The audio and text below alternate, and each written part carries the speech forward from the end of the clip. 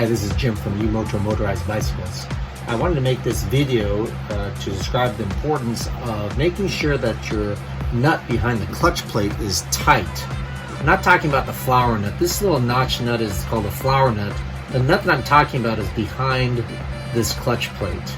Sometimes the factory doesn't tighten the nut behind the clutch plate all the way, and that prevents this clutch plate from coming back and retracting all the way against the clutch pads so that you can get proper engagement.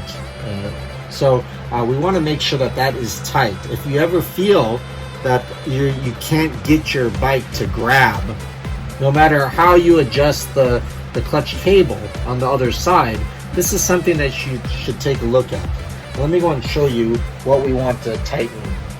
Okay, so we're going to take off the set screw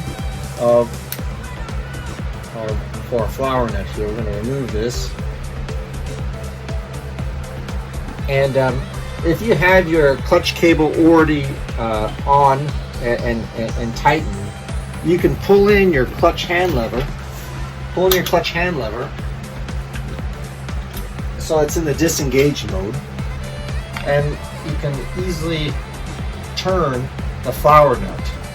If you had it engaged, you can get a hammer and a screwdriver to tap it loose, counterclockwise. But if you have the clutch hand lever pulled in and pinned, you can easily unscrew this flower nut. So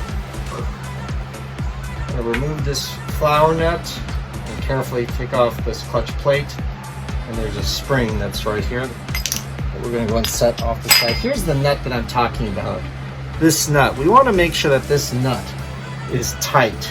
Because like I said before, sometimes the factory does not have it tight and it's backed out. And it's preventing the clutch plate from coming back to the clutch pads, which will always cause disengagement. Okay, so we want to make sure that that's tight. So what we'll do is we'll get a 19mm socket wrench, and we'll hold the rear wheel down and just tighten. Make sure this nut is tight. Okay.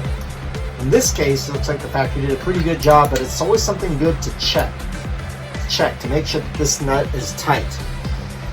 Once we have that tight, we can now go back to our clutch plate, put our spring back in, set our clutch plate back on, get our flower nut, and we're going to go ahead and tighten our flower nut back onto our clutch plate here. I'm going to tighten it basically the way we had it before, and we're going to experiment to see what is the appropriate level of engagement and disengagement. So I'm going to tighten this guy. Maybe we'll try right here. Okay, so now we need to go and test to see if we set the flower nut to the appropriate level so that when we pull the clutch hand lever, it freewheels, and we let it go, it grabs. Okay, so this is a little experimentation that we have to do to make sure that we have our clutch set properly.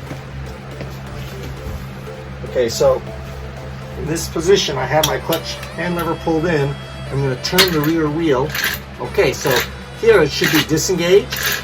Okay, and if I release the clutch hand lever, okay, I feel it grabbing. You can hear the piston moving. Okay, right. Sometimes you might need to tighten it a little bit more. Sometimes you might have tightened it too much. Okay, but this is the little nut that you need to experiment with to figure out the correct level of engagement and disengagement. Okay. All right. So to recap, if your engine is always in the disengaged mode, if it's freewheeling, you can't let it, if it's not grabbing, make sure that you check this nut behind the clutch plate.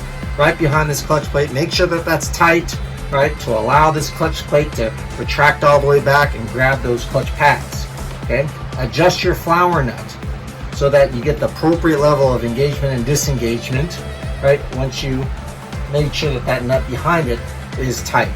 Okay, once you find that, you can screw on your little set screw and then put back on your cover. Okay.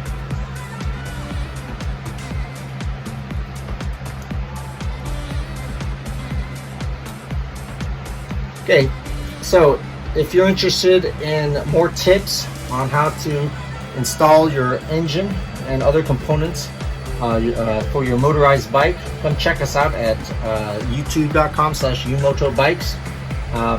We do sell parts, we sell engines, we sell motorized bicycle kits, and if you ever need help, just contact us. We can help you.